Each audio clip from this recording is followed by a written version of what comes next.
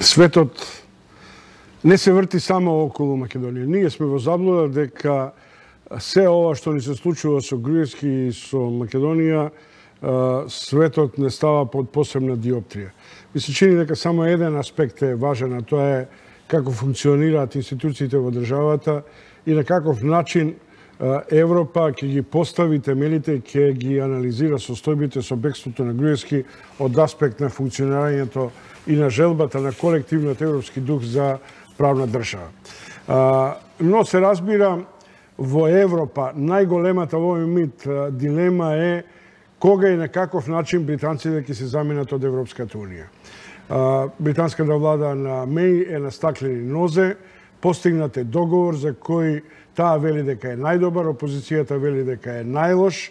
За утре најавена средба на Меј и Јункер во Брисел, а во наредниот период на самитот на Европската унија ќе треба да се одобри овој договор. Дали е тоа дефинитивно решение или Брекзит може да биде насока во која повторно британците ќе се занимаваат со себе и со заминување? Само ќе дополнам на твојот вовед дека освен на опозицијата во Британија, еден дел од партијата на Тереза Меј е исто така против овој начин на договор. Имено конзервативците се обидуваат да соберат 48 гласа потребни, а до сега имаат 42 за да ја отповикаат Тереза Меј. А немаат приведени пратеници па да ги ослободат? Немаат. За сега немаат, меѓутоа можеби ќе го земат, нели, има примери. Во секој случај тие се обидуваат, значи самите Тереза Меј се соочува и со притисок од својата партија, бидејќи незините сопартици и замераат за предлог договорот. Сметаат дека таа требала во тој нацрт предлог договор кој тек допрва ќе се преговара со Европската унија да издействуваат поголеми поволности за Велика Британија откако ќе излезе од Европската унија. Не се само конзервативците и становиштата во британскиот парламент, се чини дека има одредена поделеност и во самата во самиот Commonwealth, па и во самата Британија. Две, Ирска и Шкотска имаат огромна резервираност кон излегувањето, наспроти Англија и Велс. Да, но во секој случај нацрт предлогот кој го постигна Тереза Меј е предмет на голема забелешка од оние кои го поддржуваат Брекзитот. Ајде да зборуваме за тоа. Тие сметаат дека нивниот премиер не успел со Брисел да се испазари Велика Британија да остане велика, односно голема, и при излезот од Европската унија да ги има поволностите кои ги имаше во минатото. Токму затоа и Тереза Меј ќе се сретна со Јункер и во сабота двете комисии на Лондон и Брисел ќе се обидат да ги испеглаат одредени сугестии кои Лондон би ги сакал да ги добие откако на 29 март следната година и официјално ќе ја напушти Европската унија. Токму затоа и Тереза Меј е под тој притисок на домашната јавност. Од друга страна и самата знае дека пред се Германија и Франција и дадоа до знаење на Тереза Меј и на Лондон дека овој нацрт предлог договор нема да се менува. Тој е тој и тој ќе биде ставен на разгледување и потоа евентуално на усвојување. Многу е важно да се знае дека еден од најголемите забелешки, нели, на Лондон и на конзервативците кои ја обвинуваат својата премиерка е договорот околу Ирска, но и околу плаќањата кои Велика Британија и натаму ќе обврските кои ќе ги има кон Европската унија. Значи со заминувањето на Велика Британија од Европската унија, таа ќе има и натаму финансиски обврски уште у наредните години. Кога стапува Брекзит, ако се биде подмачкано? На 29 март и официјално следната година Британија треба да го напушти Европското семејство. Тоа значи се напушта целата ситуација на обврските и кон Европската банка, и кон... Не, и ќе има обврска и натаму да плаќаат, бидејќи се смета дека во Британија ќе живеат најмалку 3 милиони граѓани на Европската унија, во Европската унија ќе живеат најмалку 1 милион британци, така да ќе имаат обврски едни кон други како земји соседи и земји кои до вчера биле заедно во една унија иста. Но сепак најголем проблем е натаму таа царинска унија со Северна Ирска, само да потсетиме и да им кажеме на гледачите дека една од причините е дали да има граница на Северна Ирска. Имено, да потсетам дека во изминатите 2 децении или 3, кога траеше и судирите таму во Северна Ирска, меѓу англичаните или протестантите и католиците, една од причините беа тие гранични контроли. Доколку британскиот план, кој сакаа да го воспостават со излегувањето од Европската Унија, ќе бидат повторно воспоставени гранични контроли на Северна Ирска, каде што ќе биде границата на Ирска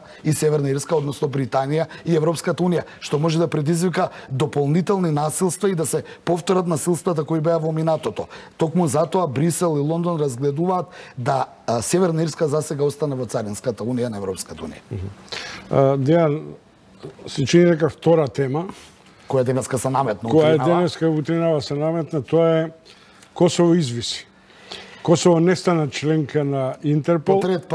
По трет пат неуспешно не може да стане членка на меѓународната полициска организација. Првата реакција на Приштина е поради бруталноста на агитпротовската пропаганда на Вучич, а втората на американскиот амбасадор во Приштина и на британскиот дека е тоа лош сигнал за регионот и дека тоа не е во дух и во светлина на решавањето на спорот меѓу Приштина и Белград. Денешниот трет последователен неуспех за влез на Косово да биде примен во меѓународната полициска организација или Интерпол се смета за дебакл на косовската политика и голема дипломатска победа на Белград, бидејќи Белград правеше се и неговата дипломатија да лобира да не го примат Косово во Интерпол. Особено бидејќи беше опасно доколку Косово, тоа треба да го кажеме, биде примена во Интерпол, многумина од Србија, меѓу кои актуелни политичари, а и поранешни ке беа ставени по барање на Косово на потерници на Интерпол. Токму затоа Дачич и толку здушно се обидуваше по секоја цена неговата дипломатија да ја блокира косовската желба да влезе во Интерпол и тоа денеска успеа.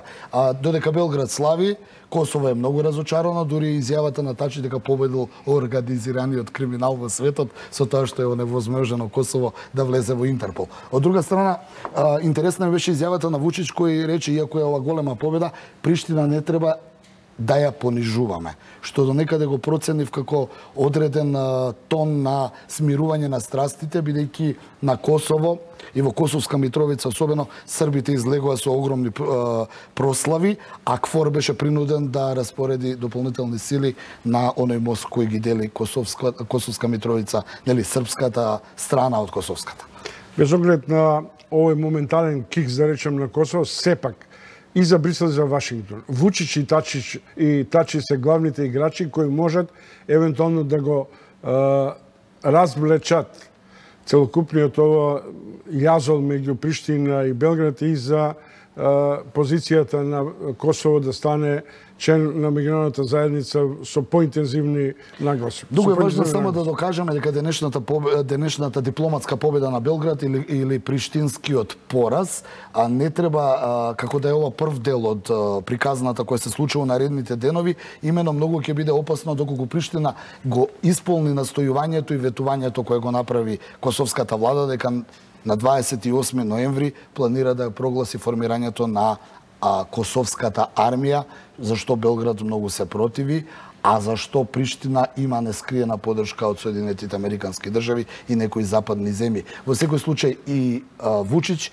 и Тачи и покрај обидите да се разлече проблемот косовски, очигледно ќе мораат полека да влегуваат у финалната фаза на решавањето на косовскиот проблем, а јас ќе дополнам само дека главната улога сепак ќе биде меѓународната поддршка од една страна Москва, од друга страна Соединетите Американски држави, а од трета страна колку што успеаме да видиме во подвоеноста на поддршката на Косово и Европската унија. Околу поддршката на Косово, околу неговото зачленување во Интерпол, Белград доби кар бланш поддршка од Пекинг. Утринава се појавија, условно кажем, па се повлекоа информации дека Русија наводно не гласала. Значи имаше гласање за, гласање против и гласање воздржан. Излезе информација дека Русија била воздржана. Што беше многу големо изненадување. Меѓутоа после извесно време таа вест се тргна и медиумите, особено српските кои ги следев јас утринава, ја наметна она дипломатска победа, дебакл на косовската политика и така тоа. Така да не остана јасно кој на кого му дал подршка. Во секој случај, Косово денеска не доби двотретинска подршка од земјите кои гласа. Ми се чини дека 135 држави, 68 гласаа за, 58 беа против, 16 беа воздржани, што значи дека Косово не ја доби потребното двотретинско мнозинство за да стане полноправна членка на меѓународната полициска организација Интерпол. За крај, како да се стишаа страстите или целата тема размена на територии меѓу Косово и Србија? Не се стиша темата, него ми се чини дека она различно толкување на Тачи и на Приштина демаркација и она различно толкување на Белград размена на територии како да доби некаков судир на концепти. Она што е последно како информација и шпекулација е дека Тачи не добива подршка пред се од неговиот довчерашен ментор, на некој начин подршка која имаше од Берлин. Сега Тачи ја губи таа подршка за својата политика, како полека со заминувањето на Меркел да ја губи германската подршка, а другата подршка е американска за Харадинај, кој па се противи на било каква размена на територии, кој и смета дека и српските општини кои се на Косово се во рамките на косовската држава. Пошто не гледа, тоа беше разговорот со нашиот Дејан Андоновиќ, разговаравме за Брекзит, за преговорите меѓу Лондон и Брисел и средбата Меј и Јункер, за тоа колку и на каков начин Лондон ќе треба да покрие уште еден подолг период на своите дажбини кон Европската Унија и за Косово. Косово денеска, кој што е познато, по трет пат не доби пас за да биде член на Интерпол, меѓународната полиција. Еве, тоа е во овој дел од првите 3 часа на отворена програма. Следете на и натаму, особено по вестите во 16 часот, кога ви нудам еден телефонски контакт, еден нов форум, во кој ви давам можност, а и за мене обврска, што би сакале да го прашаме Христијан Мицкоски, кој како лидер на опозицијата ќе биде гостин во четврток во 21 часот.